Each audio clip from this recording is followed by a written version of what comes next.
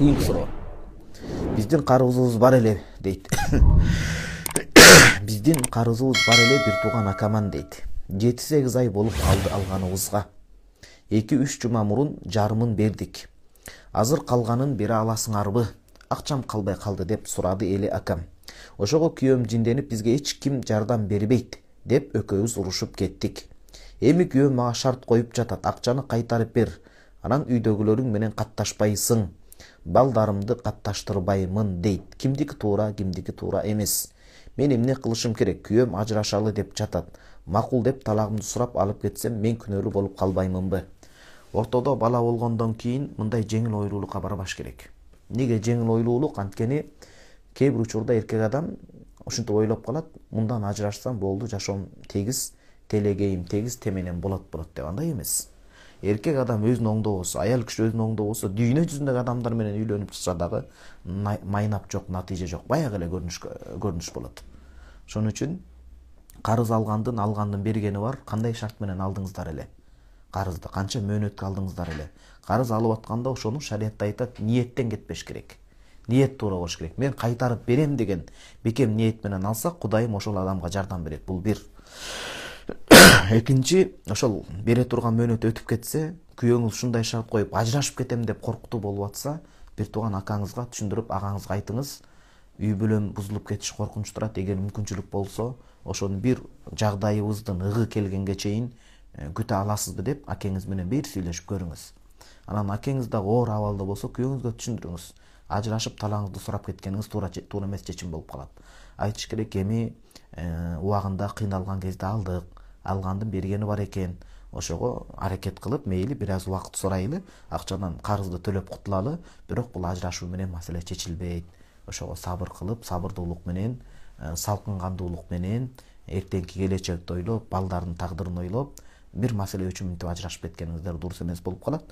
Эми сиздики туура, күйөөңүздүкү ката дей албайбыз, анткени биз азыр нюанстарды ичиндеги маселени толук билбей атабыз да. Сиздин сөзүңүздөн гана уктук да.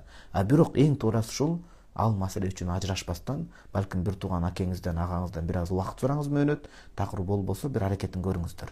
Анан күйөө эч качан аялды туугандары менен катташтырбай коюуга укугу жок. Шариатта айтат, кыз өзүнүн ата-энеси менен, эң жакын тууган ата-энеси менен бир жумада бир көрүшүп турууга, үйүнө келсе, каршы алып турууга шариатта укугу бар. Башка алыс туугандар менен бир айда бир жолу дейт. Анан албетте бул болбой калган учурда анан жакшынакай түшүнүү болсо, башка маселе. Кийинки суроо. Ассаламу алейкум дейт. Кафеде кыбылага тетир олтурган абалында дасторкон четинде аялдар шам намазын окушу ушул туурабы, же үйдөн каза кылып окушканы туурабы дейт. Биринчиден, ал эжелерибизди сынга албай, ар бир кафеде, башкада баардык нерсеге шарт түзүп берип, ушул намазга дагы бир аз көп деле жерди албайт. Бир аз жерди ушинтип намазканага коюп койсок, бул кафе иштетип аткан адамдардын ээлеринин кулагына күмүш сырга.